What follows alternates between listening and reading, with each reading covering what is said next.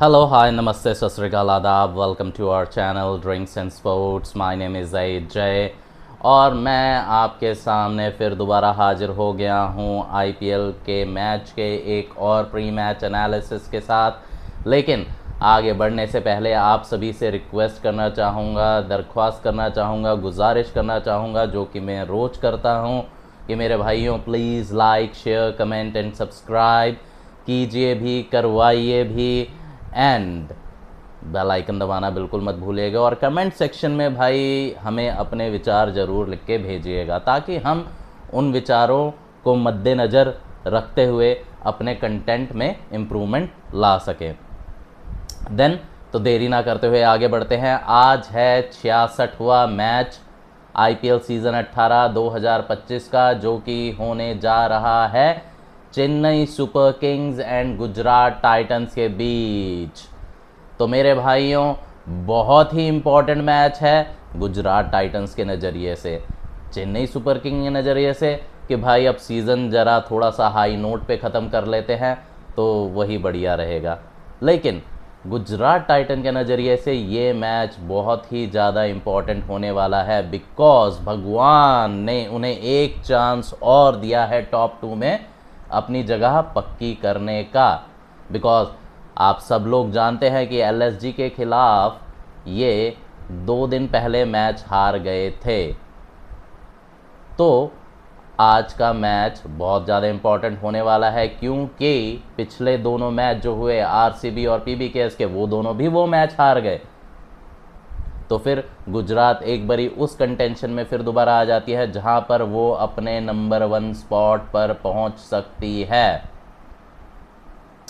और जैसा कि उन्होंने ये पूरा सीज़न खेला है, वो चाहेंगे कि भी भाई हम नंबर 1 पर पहुंचे एंड हमें क्वालिफायर 1 खेलने को मिले। एंड अगर हम बाय चांस हमारा वो दिन ख़राब निकलता है तो हमें क्वालिफायर 2 खेलने का भी मौका मिले। एंड आप सब लोग जानते हैं मेरे भाइयों कि शुभमन गिल कैप्टन बनने वाले हैं टेस्ट स्क्वाड के, जो कि इंग्लैंड जाने वाला है इंडिया का। तो उसको मद्देनज़र रखते हुए भी शुभमन गिल चाहेंगे कि भाई ये जो टूर्नामेंट है मींस आईपीएल सीज़न 18 है, इसे जीत कर ये ट्रॉफी अपने नाम करके उस कैप्टनसी का जो भार है, मतलब मिलने तो वाली है, कंफर्म्ड है, लेकिन उसमें एक टैग जुड़ जाएगा, एक तमगा जुड़ेगा, लाइक अ मेडल जुड़ जाएगा कि हाँ भाई आपने एक ट्रॉफी जीती है। And that is the reason. तो ये होता है ना कि अगर आप ऐसे प्लेयर को कैप्टन बना देते हैं जिसने कैप्टनसी ना करी हो पहले, या मतलब उतनी अच्छा उसका रिकॉर्ड ना रहा हो, तो भाई थोड़ा सा क्रिटिसिज्म देखने को मिलता है या क्रिटिसिज्म हो सकता है अगर आपका टूर्नामेंट अच्छा ना जाए। लेकिन अगर आप एक आधी ट्रॉफी जीत गए हैं, वेदर इट इज़ डोमेस्टिक और whether it is any kind of league, अगर आप जीत चुके हैं तो देन अगर आप उसके बाद प्रमोट होते हैं इंटरनेशनल कैप्टनसी के लिए थोड़ा सा वेट रहता है आपकी बातों का कि हाँ भाई नहीं, इस लड़के को कैप्टनसी का एक्सपीरियंस है। हाँ, एक दो जगह गलत हो जाती हैं चीज़ें, कोई बात नहीं, लेकिन ये आगे अच्छा परफॉर्म कर सकता है। शुभमन गिल कोई डाउट नहीं है, एक बहुत अच्छे कप्तान साबित होंगे, हमारी आशा है भारतीय टीम के। बट स्टिल वो चाहेंगे कि वो ये टूर्नामेंट जीत कर आईपीएल 2025 की ट्रॉफ़ी अपने नाम करके इंग्लैंड दौरे पर जाएं, इंग्लैंड दौरे में भारत की कमान संभाले। तो उससे बढ़िया बात कुछ और हो ही नहीं सकती शुभमन गिल के लिए। तो ये होगा, ये जो थोड़े से आलोचक जो बैठे होंगे, जो बिल्कुल तैयार होंगे बैठने के लिए कि हाँ भाई इंडियन टीम ख़राब परफॉर्मेंस करे और हम शुभमन गिल की आलोचना करें, हम ये आलोचना करें कि भाई विराट कोहली का रिटायरमेंट या रोहित शर्मा का रिटायरमेंट भाई इसी टाइम पे क्यों होना था, ये ढींग फलाना फला। तो आपको पता है कि आलोचक बहुत सारी बातें करते हैं, ठीक है। तो वो थोड़ा सा ये होएगा कि उस पर, उन आलोचकों की बातों पर इस ट्रॉफ़ी का वेट होगा, तो वो इतना ज़्यादा क्रिटिसिज्म शायद नहीं दे पाए या ना कर पाए शुभमन गिल का। ये मेरा मानना है मेरे भाइयों। बाकी तो भाई जुबान पे किसके ही लगाम है, ठीक है। मुंह है सबका भाई, बोल सकते हैं कुछ, कोई कुछ भी बोले तो, लेकिन भाई हमारा साथ है, ठीक है। एक एरा ख़त्म ज़रूर हुआ है इंडियन क्रिकेट का। विराट कोहली ने संन्यास ले लिया, रविचंद्रन अश्विन ने संन्यास ले लिया, रोहित शर्मा ने संन्यास ले लिया, but it happens, it happens, nature का नियम है, जो आता है वो जाता है, ठीक है। तो एक एरा ख़त्म हुआ है, अब हमें अगले एरा की तरफ बढ़ना चाहिए। We thank Virat Kohli, Rohit Sharma, Ravichandran Ashwin a lot. They have given us a lot.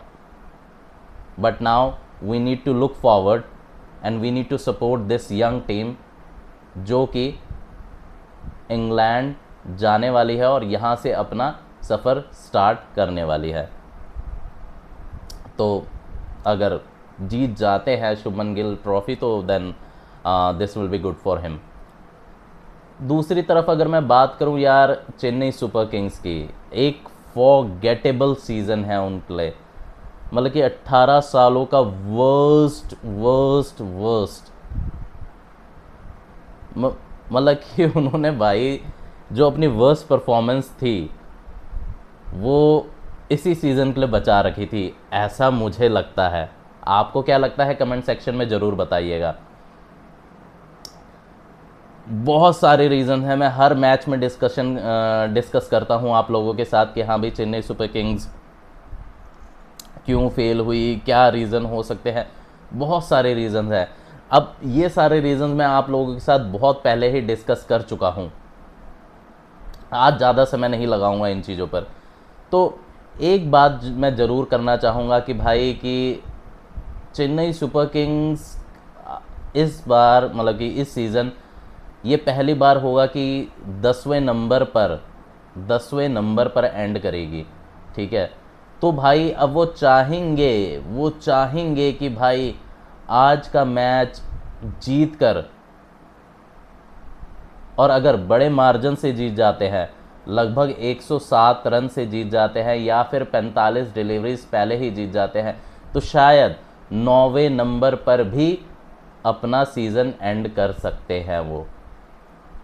तो डेफिनेटली चाहेगी चेन्नई सुपर किंग कि हाँ भाई गुजरात टाइटंस को हरा कर इस मैच में, और वो भी बड़े मार्जिन से, एक पॉजिटिव नोट पर ख़त्म करे ये सीज़न, ताकि अगले सीज़न में ऐसा थोड़ा सा ये रहता है कि भाई कि अगर आप जीत से एंड करोगे तो यार थोड़ा सा मोराल आपका फिर दोबारा बूस्ट कर जाता है। मतलब कि अब ये तो नहीं है कि मोराल बिल्कुल हाई हो जाएगा, लेकिन जिस कदर चेन्नई सुपर किंग्स की टीम का मोराल है इस सीज़न, ठीक है, तो भाई उसमें थोड़ा सा इजाफा ज़रूर होगा, ठीक है। और नेक्स्ट सीज़न आपको थोड़े से आइडियाज़ मिल जाएंगे। वैसे तो हाफ सीज़न में ही लगभग बाहर हो गई थी, मतलब फर्स्ट हाफ में ही लगभग बाहर हो चुकी थी चेन्नई सुपर किंग्स की टीम, तो सेकंड हाफ में उन्होंने सारे एक्सपेरिमेंट्स ही किए अपने फ्यूचर को देखते हुए।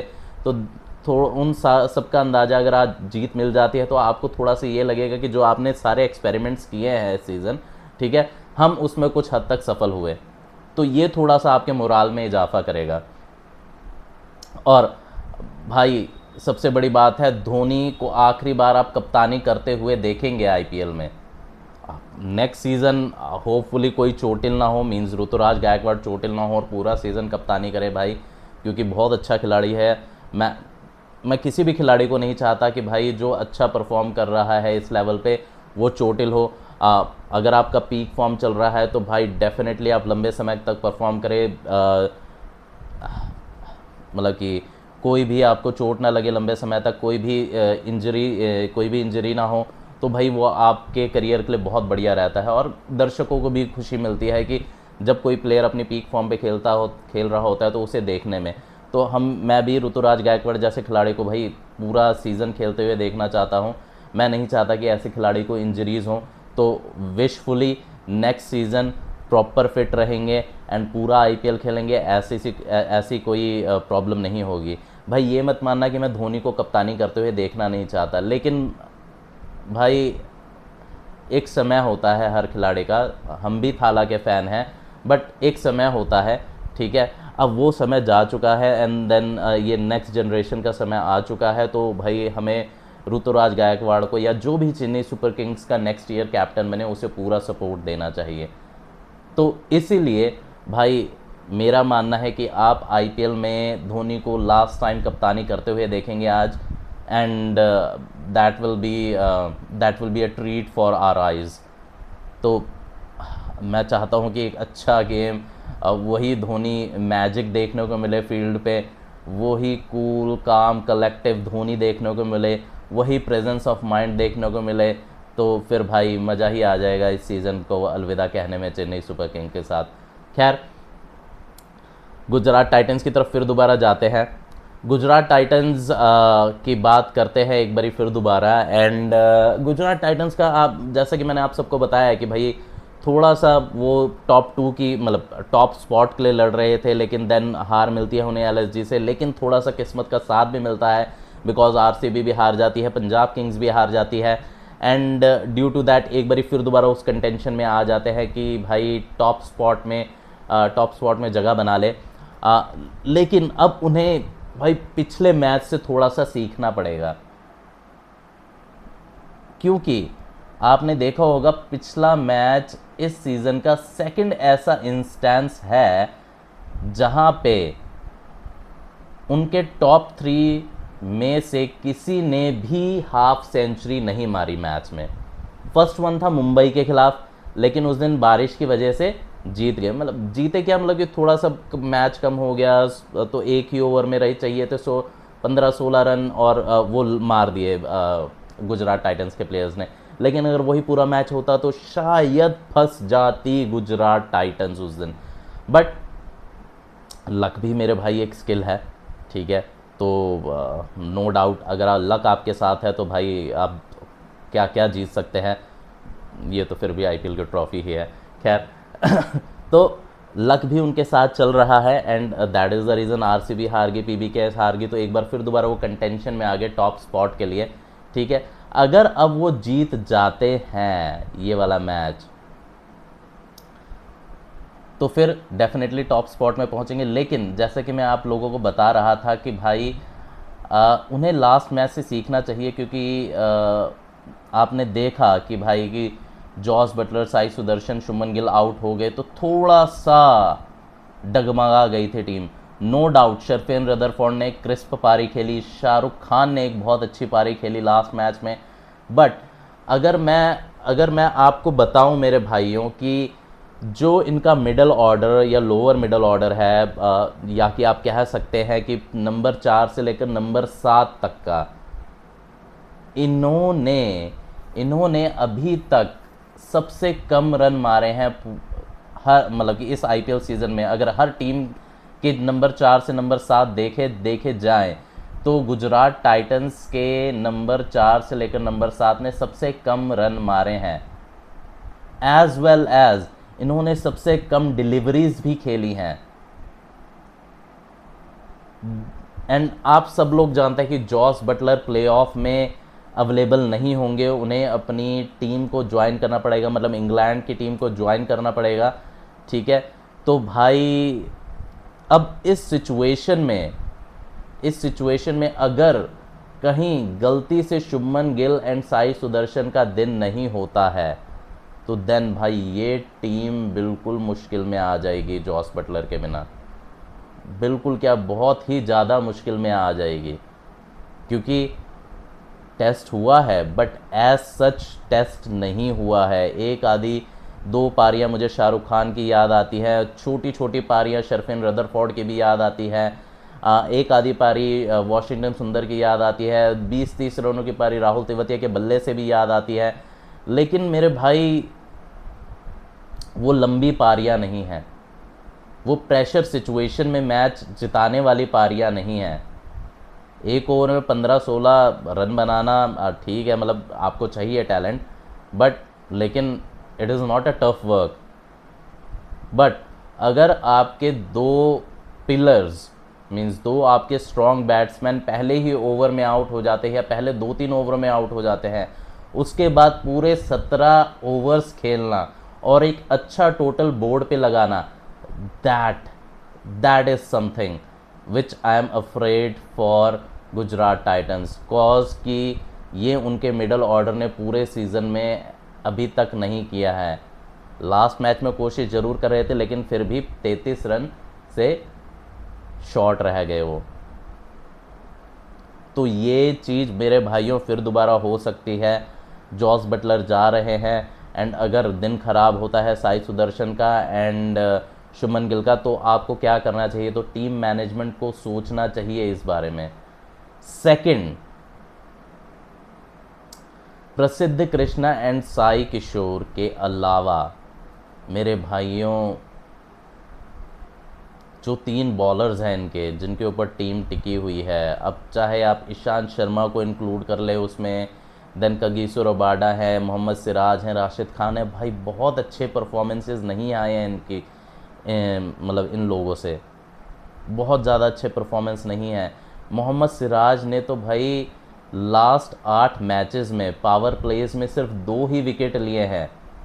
आप उनके पहले के मैचेस के कंपैरिजन में, पहले के 5 मैचेस के कंपैरिजन में लास्ट के 8 मैचेस जो देखेंगे, जो खेले हैं, तो उसमें आप देख सकते हैं उनकी बॉलिंग में कितना स्टार्क डिफरेंस है। मतलब कि उनके विकेट, डेफिनेटली वो विकेट टेकर है, बट वो विकेट पावर प्ले में नहीं मिल रही हैं उन्हें, और ये भी चिंता का सबब बन सकता है। देन अगर कगिसो रबाडा और मैं राशिद खान की बात करूं, भाई दोनों ने सिर्फ और सिर्फ 10 विकेट लिए हैं अभी तक इस पूरे सीज़न में मिलकर, और जिसमें से कगिसो रबाडा तो आधा से ज़्यादा टाइम तो खेले नहीं खैर, लेकिन उन्होंने सिर्फ और दोनों ने मिलकर 10 विकेट लिए हैं एंड वो भी अच्छे खासे एवरेज के साथ। मतलब कि अच्छा खासा इन द सेंस बढ़िया नहीं, घटिया एवरेज और बेकार इकॉनमी के साथ।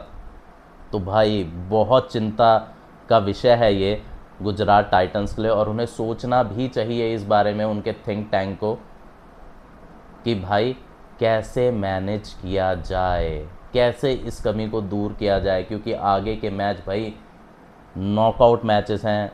आपका दिन ख़राब, आप बाहर, डेफिनेटली आप टॉप 2 में पहुंच के आप एक और मौका अर्न कर सकते हैं, बट भाई मुश्किल होने वाला है गुजरात टाइटंस के लिए आगे जाके। चेन्नई सुपर किंग्स की बात करें, अब यहाँ पर गुजरात टाइटंस से बिल्कुल ही स्टार्क डिफरेंस स्थिति है चेन्नई सुपर किंग्स की। चेन्नई सुपर किंग्स का जो ओपनिंग ऑर्डर है, मतलब ओपनिंग जो बैटिंग पेयर है, या टॉप ऑर्डर भी कह सकते हैं आप, टॉप 3 के जो उनके बैट्समैन हैं, भाई उन्होंने परफॉर्म ही नहीं किया है इस साल बिल्कुल भी उन्होंने परफॉर्म नहीं किया है। एंड जो उनके नंबर 4 से नंबर 7 के जो बैट्समैन हैं, उन्होंने सबसे ज़्यादा रन मारे हैं इस आईपीएल के सीज़न में। मतलब हर टीम से ज़्यादा रन चेन्नई सुपर किंग के नंबर 4 से नंबर 7 के बैट्समैन ने मारे हैं, लगभग 1100। मैं गलत हो सकता हूँ, प्लीज़ मुझे करेक्ट कीजिएगा। लगभग 1100 रन मारे हैं, और डिलीवरीज भी इन्हीं के मिडल ऑर्डर या लोअर मिडल ऑर्डर ने सबसे ज़्यादा खेली है। लेकिन यहाँ पर भी दिक्कत ये है कि इनकी टॉप ऑर्डर तो खैर चल ही नहीं रहा, लेकिन बॉलिंग भी नूर अहमद को छोड़ के कुछ नहीं दिखा। खलील अहमद स्टार्टिंग के मैचेस में, एंड ठीक है यार, डॉट बॉल परसेंटेज बहुत अच्छा है खलील का, लेकिन यार विकेट्स लिए हैं, ठीक ठाक विकेट्स, लेकिन इससे ज़्यादा चाहिए था। जब आपको इतना ज़्यादा सपोर्ट नहीं मिलता है, तो भाई एक आधे बॉलर्स को आपको ऊपर निकल के आना पड़ता है। अब डेफिनेटली नूर अहमद उनमें से एक है, लेकिन एक पेसर को भी, क्योंकि पेसर का रुतबा अलग होता है, पेसर का खौफ अलग होता है।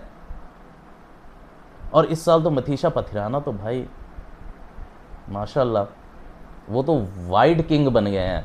इतनी वाइड देते हैं कि भाई पूरे सीज़न में किसी ने नहीं दी होंगी उतनी वाइड। मतलब पूरे सीज़न में सारे टीमों की अगर वाइड मिला के देखी जाए, तो मेरा मानना है मथीशा पथिराना की उससे बराबर होंगी या आसपास ही होंगी। तो ठीक है, लेकिन खैर उनको फ़र्क भी नहीं पड़ता है यार, क्योंकि वो सिर्फ ये सोचेंगे कि यार हम आज का मैच अपना पूरा जी जान लगा दे, अच्छे तरीके से खेले, एंड थोड़ा सा ये जो सीज़न बहुत बेकार जा रहा है, इसमें थोड़ा सा रंग भर दें जाते जाते, और अपने फैंस को थोड़ी सी खुशी दे दे। तो आगे बढ़ते हैं थोड़े से फैक्ट्स के साथ। भाई लोगों, फैक्ट्स का क्या है, लेकिन मुझे याद आ रहा है कि रविंद्र जडेजा का जॉस बटलर के खिलाफ थोड़ा सा रिकॉर्ड अच्छा है बॉलिंग में। I think 2 bar he out किया है उन्होंने। उसके बाद खलील अहमद का आई थिंक, नहीं सॉरी, मथीशा पथिराना का, शायद मथीशा पथिराना का या खलील अहमद, दोनों में से किसी एक, आई थिंक मथीशा पथिराना का ही साई सुदर्शन के खिलाफ थोड़ा सा अच्छा प्रदर्शन है। एंड खलील अहमद का शुभमन गिल एंड आपके शाहरुख खान के खिलाफ ठीक ठाक प्रदर्शन, मतलब कि 2-2 3-3 बार आउट किया है इन्होंने आईपीएल हिस्ट्री में। ठीक है, खैर ये तो मैचअप था, फैक्ट तो नहीं था, लेकिन मैचअप है। तो चेन्नई सुपर किंग्स के पास अस्त्र हैं अगर चल जाए तो टॉप ऑर्डर के खिलाफ मैंने आपको बता दिया आपको किस किस को लगाना है, गुजरात टाइटंस के। ठीक है, तो बिल्कुल उस पर अमल कीजिए एंड देन आउट कीजिए। उसके बाद यार एक चिंता का विषय मैं आपको बताता हूँ, राशिद खान जैसे सरीखे बॉलर का है ये फैक्ट। तो उन्होंने लास्ट मतलब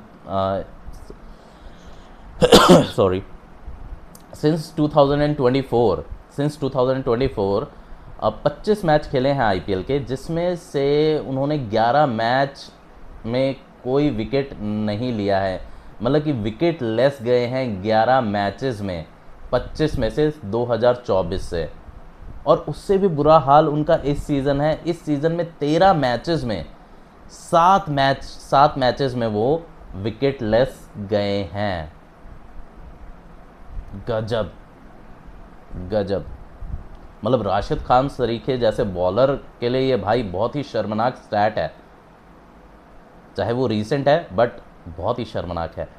देन गुजरात टाइटंस के जो ओवरसीज़ बॉलर्स हैं, उन्होंने 13 मैचेस में सिर्फ 12 विकेट लिए हैं और 55 के अच्छे खासे एवरेज के साथ।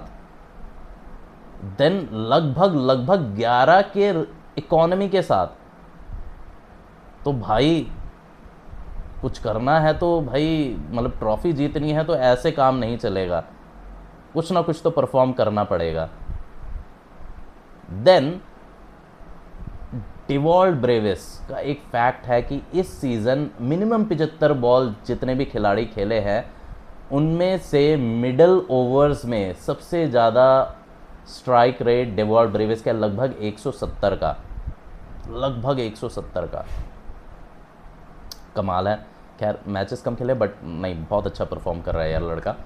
देन उसके बाद यार नूर अहमद का भी एक चिंताजनक विषय है कि जब उन्होंने पहली इनिंग में बॉलिंग करने का मौका मिला है, तो उन्होंने 16 विकेट चटकाए हैं लगभग 13 के एवरेज से एंड 7.5 के इकोनॉमी से। बहुत ही ज़बरदस्त फिगर्स है, लेकिन यही सेकंड इनिंग में फिगर्स चरमरा जाते हैं, क्योंकि सेकंड इनिंग्स में जो इनके फिगर हैं वो है 5 विकेट 33 की औसत से एंड लगभग 10 से 10.5 के इकोनॉमी के साथ। तो ऐसा क्या हो जाता है नूर अहमद को फर्स्ट इनिंग में और सेकंड इनिंग में, आई डोंट नो।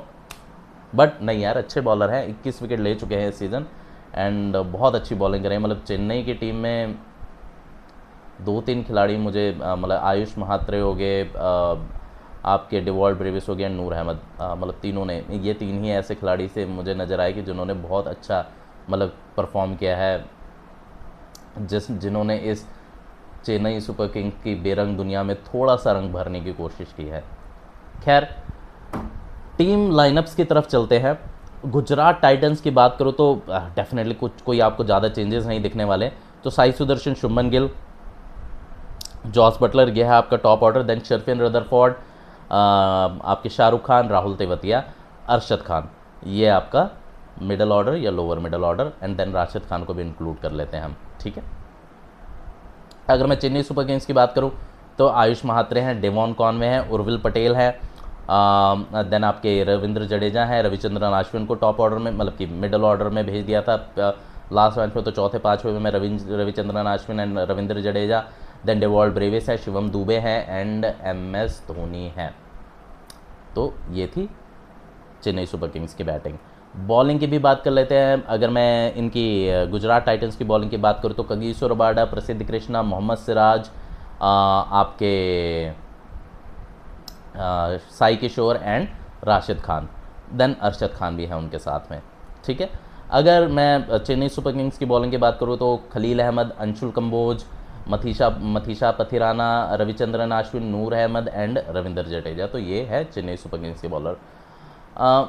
दोनों मतलब कि चेन्नई सुपर किंग्स की टीम डेफिनेटली आपको कमज़ोर नज़र आती है, लेकिन पिछले 1-2 मैचेस में अच्छा खेल रहे हैं, तो होपफुली एक अच्छी टक्कर देखने को मिलेगी, एक अच्छा मैच देखने को मिलेगा गुजरात टाइटंस के खिलाफ। एंड होपफुली यार कि चेन्नई जीत जाए तो अब एक हाई नोट पे ख़त्म करेगी, जैसे कल दिल्ली ने ख़त्म करा। तो मैं चाहता हूँ कि चेन्नई भी एक पॉजिटिव नोट पे ख़त्म करे ये वाला टूर्नामेंट या ये वाला सीज़न IPL का अपने। स्कोर प्रेडिक्शन क्या रहने वाला है भाई? मैच होने जा रहा है नरेंद्र मोदी स्टेडियम अहमदाबाद में, तो एज सच आपने देखा ही है कि बैटिंग पैराडाइज रहा है इस साल। आई थिंक जहाँ तक मेरा अंदाज़ा है कि सबसे ज़्यादा 200+ स्कोर्स इसी मैदान पर लगे हैं। अगर मैं गलत हूँ तो मुझे बताइएगा। एंड मुझे लगता है कि थोड़ा सा गर्मी तो रहेगी, तो पिच थोड़ा सा मतलब कि यार स्पिन को हल्का मदद कर सकते हैं स्पिन को, बाकी ज़्यादा कुछ रहने नहीं वाला बॉलरों के लिए। तो मेरे को लगता है कि वही 210-12 का स्कोर मैं लेके चलता हूँ, 216। आज मेरे को लगता है कि पहले इनिंग में 216 का स्कोर बनेगा एंड ये भी चेज़ हो सकता है, तो कोई घबराने की ज़रूरत नहीं है भाई चेज़ करने वाली टीम को। तो भाई अच्छा खासा मैच होने वाला है, चौके छक्के आपको देखने को मिलेंगे, तो इन्जॉय कीजिएगा ज़रूर। टीम कौन जीतने वाली है भाई? आई पर्सनली बिलीव टुडे माही भाई को हम आखिरी बारी कप्तानी करता हुआ देखेंगे IPL में, ठीक है, या मैदान पर। तो फिर मैं चाहता हूं कि भाई जो ये आखिरी मैच में वो कप्तानी करेंगे तो इसमें जीत से अपना कोरोनेशन करे एंड अलविदा कहे इस IPL के सीज़न को। तो अभी के लिए इतना ही, मिलेंगे आपसे पोस्ट मैच अपडेट में एंड अपने शाम के प्री मैच एनालिसिस में, जो कि है SRH वर्सेस KKR। तो अभी के लिए इतना ही। थैंक यू, धन्यवाद, जय हिंद।